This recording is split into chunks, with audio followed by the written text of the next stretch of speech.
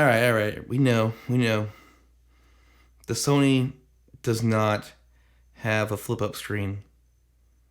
Well, I mean, if you're using an A7 series camera or an old 6000 series, but yeah, those new 6400 and new 6600 and 6100, all those cool kids in the block, they have a flip-up screen. But if you don't, I have a great solution for you because I do it on this channel and use it, and I am going to get into that, and you don't have to buy anything. You could use one of two items, and I'm going to get into that today.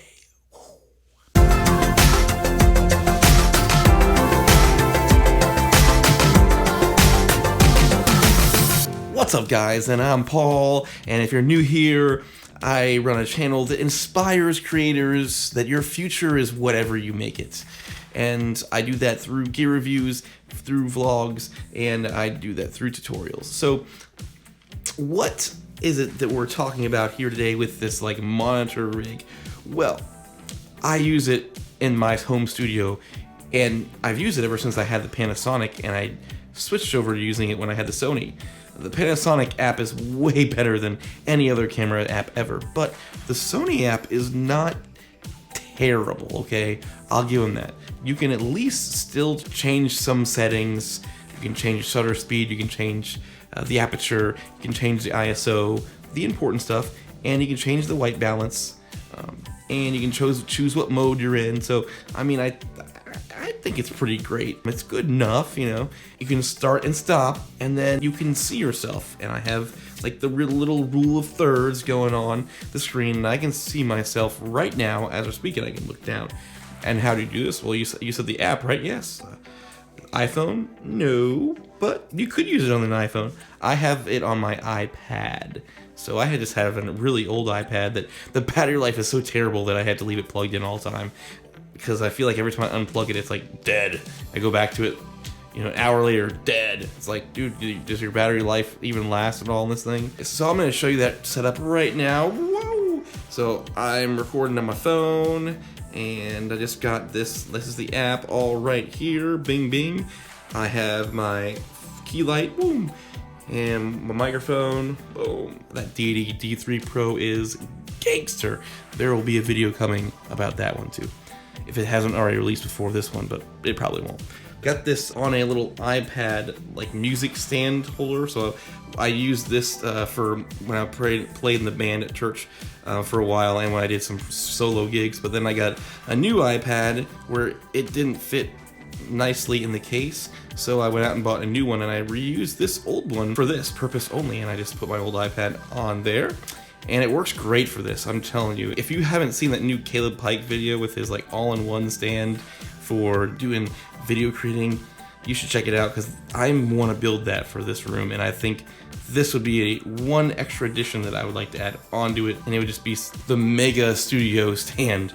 But anyway, so I just have it off, and then I have obviously my tripod here next to me, my wonderful Sony with the Tamron 17-28 gangster. So it is a sweet setup, and like I said, this app is great. I can have my stop and record button right there. I can just press it, and it's fantastic. That's my little setup. So if you haven't used the Sony app, I mean, I've been using this. I think I've recorded like 3 or 4 sessions of videos back to back. I think I've been recording almost non-stop for like an hour, or just had this on and connected to the camera with no issues. I mean, it stays connected.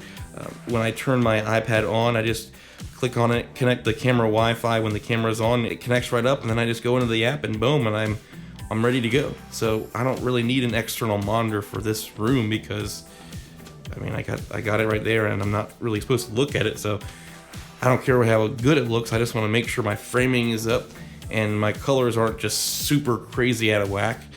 So I just kind of use it for a little bit of a reference, and I love it that I can just press stop and go like right here, boom, boom, boom, boom, and it's so convenient.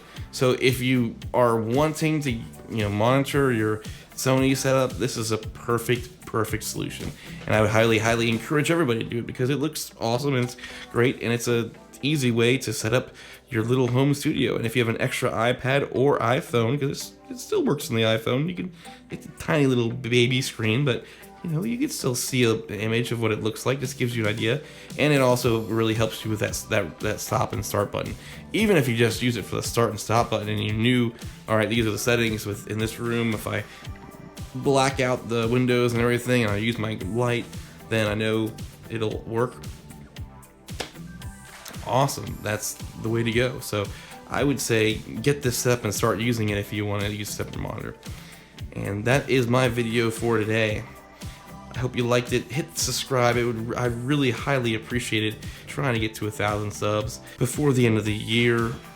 That's not gonna happen. Like, subscribe, do all the fun YouTube-y things, and I will see you in the future.